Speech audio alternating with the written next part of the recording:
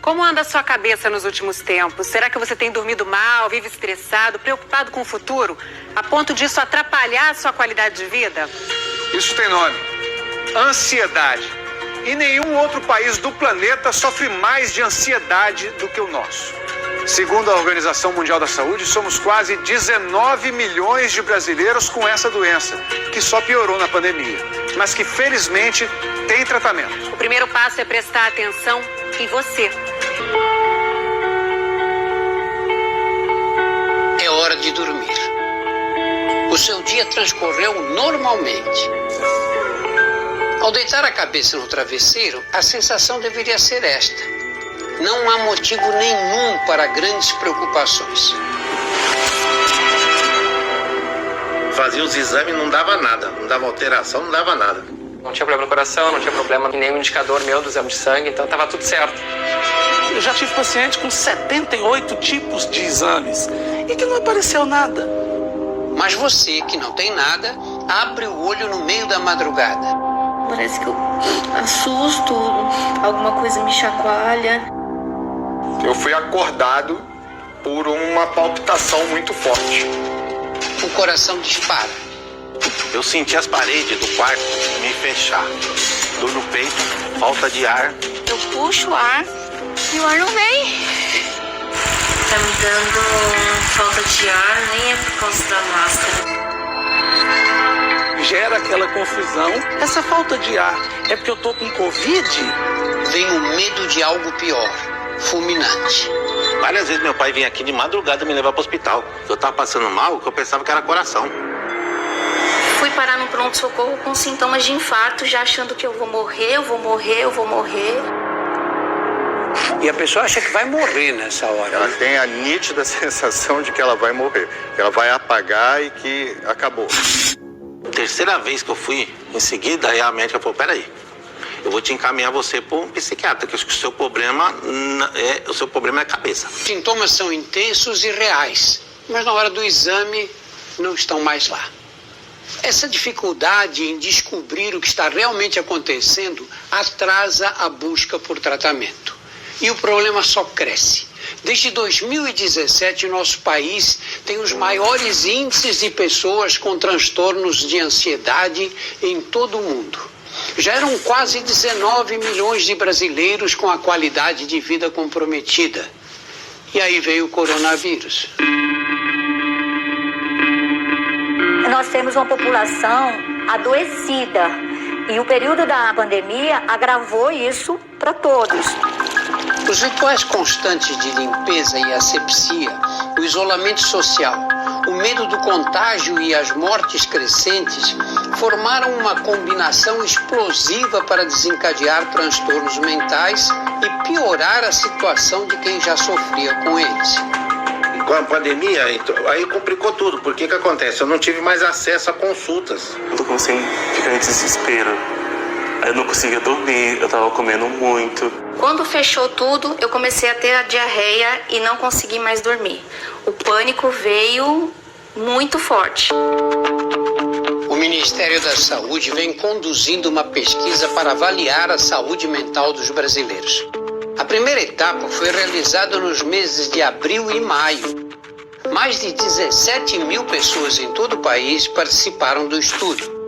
O resultado mais alarmante: 86,5% dos entrevistados estavam enquadrados em algum tipo de ansiedade patológica. E aí a gente precisa pensar que a pandemia, ela já nos encontrou em situações muito difíceis, né? Então a gente já tinha uma recessão que é anterior à pandemia. A gente teve pessoas que perderam familiares com o Covid. Nós tivemos pessoas que perderam o trabalho, ficaram desempregados, com família para sustentar. Então são muitos fatores, não só os fatores biológicos, que nós sabemos que são fundamentais. No meio da pandemia mandaram embora. Então isso que eu acho que ajudou mais ainda a agravar a situação. Todo mundo sabe o que é estar ansioso. A ansiedade normal costuma anteceder eventos importantes. Uma prova difícil, uma entrevista de emprego, uma viagem. Em nosso cérebro há circuitos de neurônios que dão ordens para disparar substâncias químicas nessa hora. A adrenalina é um exemplo. Para que nós fiquemos em estado de alerta, preparados para enfrentar a situação adversa. Esse circuito de ansiedade se conecta com outras regiões no tronco cerebral e aí nós temos as áreas responsáveis pela taquicardia, pela respiração ofegante, pelos suores que a gente fica nas mãos quando a gente tem ansiedade. A ansiedade vira patológica quando esse sistema é ativado de forma frequente, intensa e desproporcional, inclusive em ocasiões banais. Agora que tá chegando a hora de eu fazer minha unha e colocar os cílios, veio os sintomas. Super, com o peito apertado, coração acelerado, a boca seca. Tá me dando falta de ar, nem é por causa da máscara. Tem que esperar, né? Quer parar a mão? Não. Meire tem 51 anos.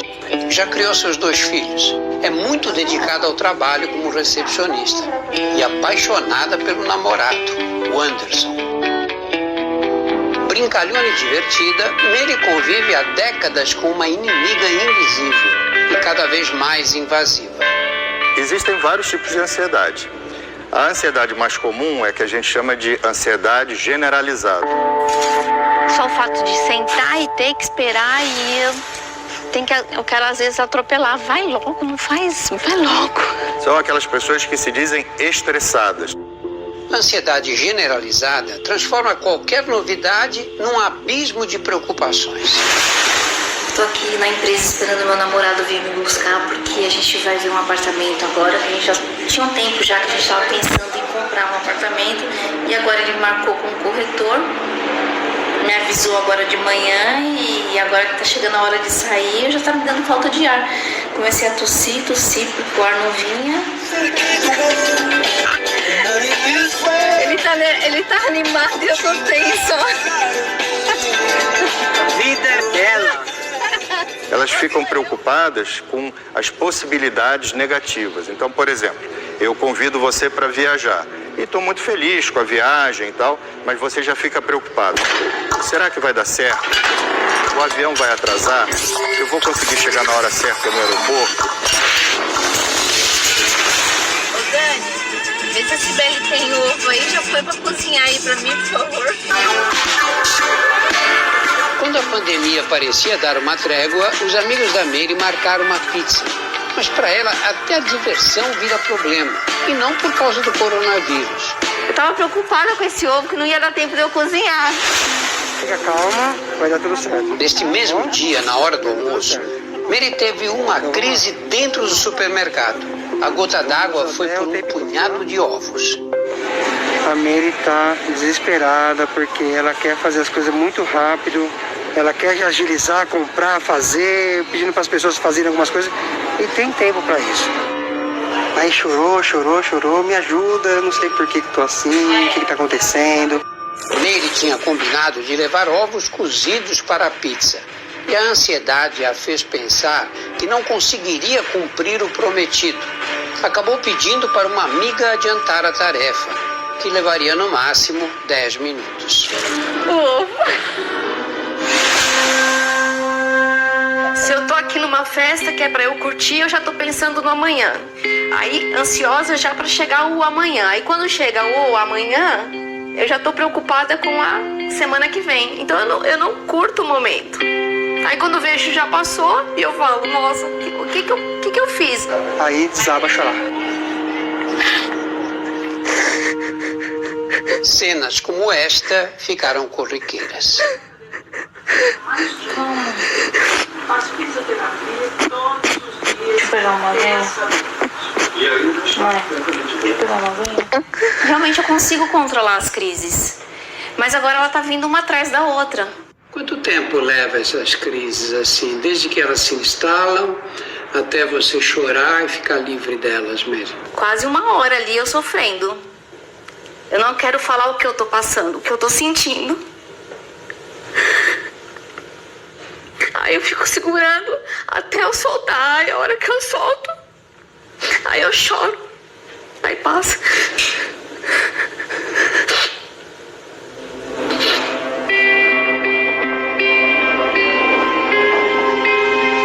Um estado de nervo que você não... Nossa, parece que você vai ter um treco.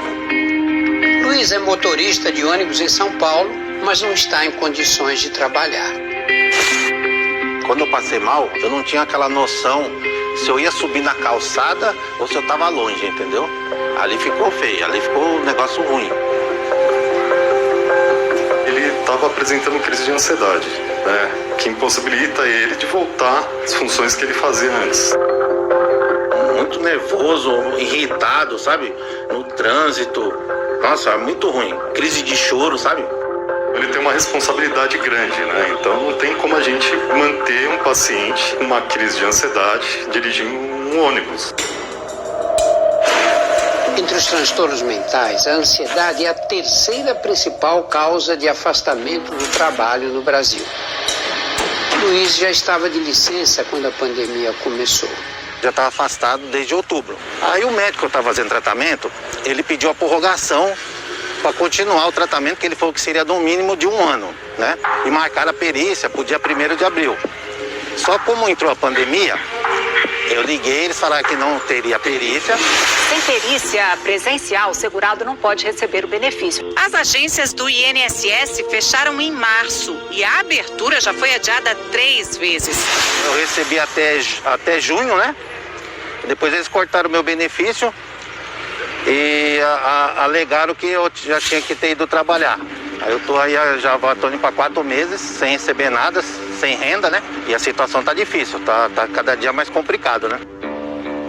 Lucilene teve que segurar as pontas da casa do jeito que dava. O que eu faço? Olha, dá para pagar tantas contas. Aí aquelas que eu deixei de pagar naquele mês, eu vou e pago no outro mês. Foram meses sem conseguir marcar a perícia do INSS e sem as tão necessárias consultas com o psiquiatra. Durante esse período sem acompanhamento médico, ele teve muitas crises. E assim, não é fácil lidar, né, quando eles têm a crise, porque para ele tá falando normal comigo, só que ele não tá, ele tá gritando, ele tá agitado. Aí às vezes eu tenho que falar, calma, fica aí, vou dar uma volta e depois a gente fala. Essa noite eu não dormi muito bem, não. Não sei, acho que é preocupação. Você pensar nas coisas. Em nota, o INSS informou que Luiz parou de receber o benefício porque não pediu a prorrogação pelo site ou pelo aplicativo Meu INSS, que exigia também um atestado médico confirmando a necessidade do afastamento. Os peritos do INSS começam hoje em todo o país uma série de vistorias nas agências. Eles dizem que só voltam ao trabalho depois de ter certeza que todas as normas de segurança contra a Covid foram cumpridas. No dia 5 de novembro, levando uma pasta de documentos e laudos, Luiz conseguiu uma consulta com a perícia do INSS.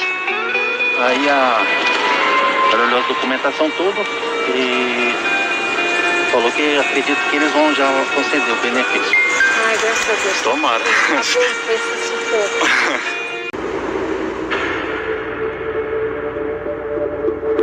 Dentro do carro, pensamentos frenéticos atropelam o trânsito.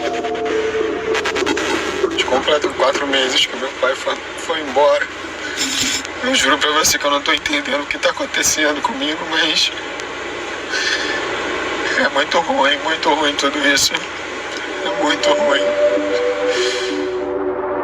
O médico que perdeu o pai para o coronavírus é o mesmo que segue no trabalho de salvar outras vidas. Tive que entubar 2 senhoras dentro do CTI, uma diferença de meia hora de uma para outra. Já para esta mãe, o isolamento obrigatório da pandemia é a lembrança diária de seu pior pesadelo. Eu tinha vivido esse confinamento, né, na fase do Leonardo doente. São quase 19 milhões de histórias. A gente só não sabe o que as pessoas têm porque as pessoas não falam sobre isso. Brasileiros com a mesma angústia da Meire e do Luiz. Um estado de nervo, você nem nossa, parece que você vai ter um treco. Eu não quero sofrer mais. Não quero sentir isso todos os dias. O preconceito em admitir que existe um problema. A dificuldade em saber que tipo de ajuda buscar. Hoje, tudo isso ficou para trás. Você vai entender como se manifestam os principais transtornos de ansiedade e descobrir que para todos eles existe uma saída. Todo mundo tem algum grau de ansiedade, faz parte da nossa vida, né? Mas quando ela se torna crônica, contínua, agora a gente tem que tratar, tem que dar um jeito nisso aqui. Entre abril e maio, quando as mortes pelo coronavírus dispararam, uma pesquisa do Ministério da Saúde revelou que 8 entre 10 brasileiros estavam sofrendo de algum transtorno de ansiedade. Nós temos que lembrar que a ansiedade ela é como se fosse um guarda-chuva. E ali embaixo nós tivéssemos vários tipos de doença. Transtorno de ansiedade generalizada, transtorno de pânico, transtornos focos ansiosos, transtorno de estresse pós-traumático. A pesquisa revelou também que em mais de 1/3 dos 17 mil participantes houve suspeita do chamado estresse pós-traumático. Ocorreu um evento na vida da pessoa e a partir daquele momento o indivíduo passa a ficar muito ansioso. Quais são os fatores mais frequentes que disparam o estresse pós-traumático? Basicamente, a questão do isolamento social e a questão do prejuízo profissional, inclusive a questão da perda do trabalho. Para Flávia, o isolamento e a limpeza constante de tudo reavivaram as piores lembranças. 3, 4 vezes ao dia a casa tinha que ser limpa, com produtos específicos, a gente não saía de casa. Foi quando o filho caçula, aos 7 anos, passou por uma quimioterapia para tratar de um tumor na região do olho. Aí eu fui para terapia e fui para o psiquiatra também, né? Aí tomei medicação. O trauma parecia ter sido superado, mas com a pandemia voltou com força total. Insônia, palpitação, secura na boca, tremor. Você ficou com medo que ele pegasse a doença? Muito, muito. Até hoje eu tenho medo. Ela vai além do que realmente existe, entendeu? Mas tudo isso por questões do medo, né? Por questões aí de tudo que ela passou, entendeu? Que é uma luta da gente contra a gente mesmo. Constante, né? Você lutando contra você mesmo. Contra pensamentos, contra preocupações desnecessárias. Sempre eu tenho alguma coisa negativa na cabeça. Fica calma. Você lembra da Meire, né? Tá bom? Ela sofre do chamado transtorno de ansiedade generalizada. Aí, ansiosa já para chegar o amanhã. Aí, quando chega o amanhã, eu já tô preocupada com a semana que vem. Pensamentos invasivos e pessimistas que geram insônia, angústia, falta de ar e até desespero. A ansiedade negligenciada pode levar a outras síndromes com sintomas ainda mais intensos. No transtorno do pânico, a pessoa tem um ataque abrupto de ansiedade. Então tem uma ativação muito grande daquelas regiões do tronco cerebral que são responsáveis, por exemplo, pela nossa taquicardia, pela falta de ar ou pela respiração ofegante. Uma sensação de dor no peito. Enquanto esse alarme dispara e a pessoa parte em busca de socorro, uma outra região do cérebro é ativada, o lobo frontal, a área que responde pelo juízo e pelo bom senso. Quer dizer, é feita assim uma análise, realmente é uma ameaça, não é uma ameaça. Isso que acontece aí que dura 15 minutos, 20 minutos, quando chegou no pronto-socorro já não tem mais nada. Passou depois de alguns minutos, né? E aí eu identifiquei como síndrome do pânico, procurei uma colega psiquiatra, fiz uma consulta e desde então eu tenho tomado medicação. Davidson é médico Então sabia da importância de buscar ajuda o quanto antes. É que essas coisas não escolhem hora ou local.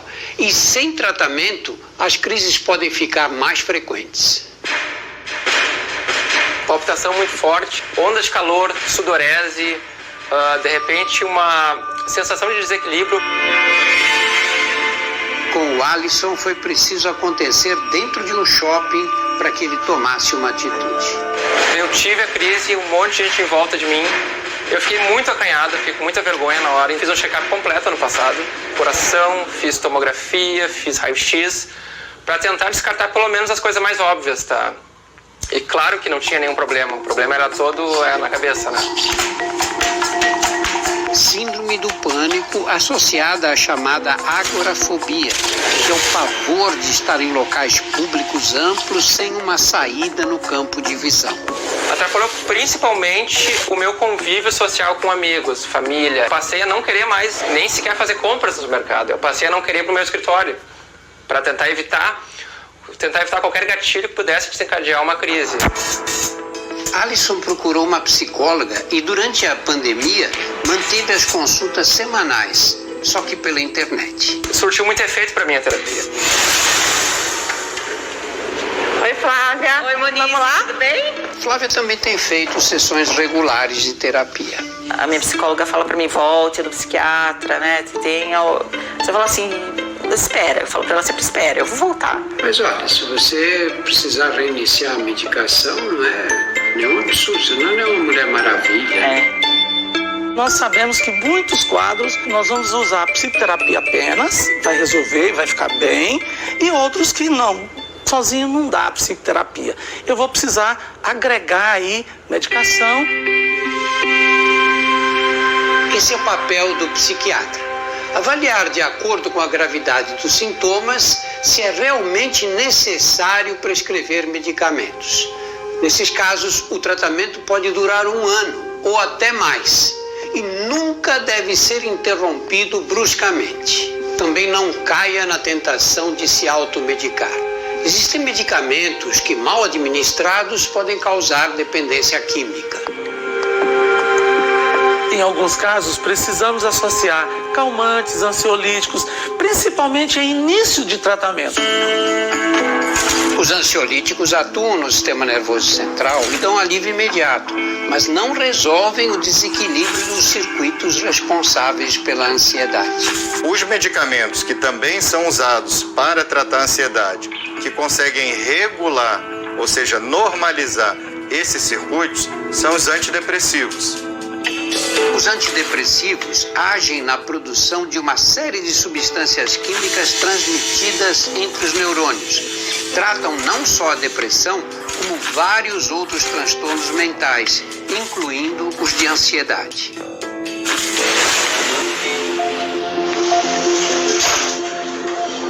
Faleceu meu pai nessa CPI. Para Davidson continuar na linha de frente contra a Covid, ele seguiu cuidadosamente as prescrições médicas e fez terapia 1 vez por semana. O tratamento está dando bastante resultado. Estou me sentindo bem melhor. Meus amigos, familiares, todos estão me dizendo que eu tenho melhorado bastante. E vamos lá, vamos assumir, começar o plantão. Nos meses de agosto e setembro, o Ministério da Saúde conduziu uma segunda etapa da pesquisa que tinha feito em abril com os mesmos participantes. O número de pessoas ansiosas continuava muito alto, mas já tinha caído de 86% para 74%. Outra constatação. Houve um aumento no consumo de antidepressivo e de ansiolítico. Esses medicamentos foram obrigatoriamente prescritos por médicos. Eles encontraram, então, no SUS um caminho para receber esse atendimento? Provavelmente sim. Dentro dos atendimentos, por exemplo, da atenção básica, nós tínhamos em média 40% de registro de atendimentos por causas de queixas da saúde mental. 40%. Quase metade dos atendimentos nos postos de saúde. E quantos ficaram sem tratamento algum? É só fazer as contas. Para os quase 19 milhões de brasileiros com ansiedade, Nosso país oferece cerca de 42 mil unidades de atenção básica de saúde e 2.731 CAPs, que são os Centros de Atenção Psicossocial. Nós temos cidades, nós temos regiões inteiras que não têm implantação da rede de atenção psicossocial, não tem concurso, não tem profissionais em número suficiente para atender a população que mais precisa do SUS. O Ministério da Saúde tem planos, está tomando medidas para ampliar esse atendimento, que é fundamental.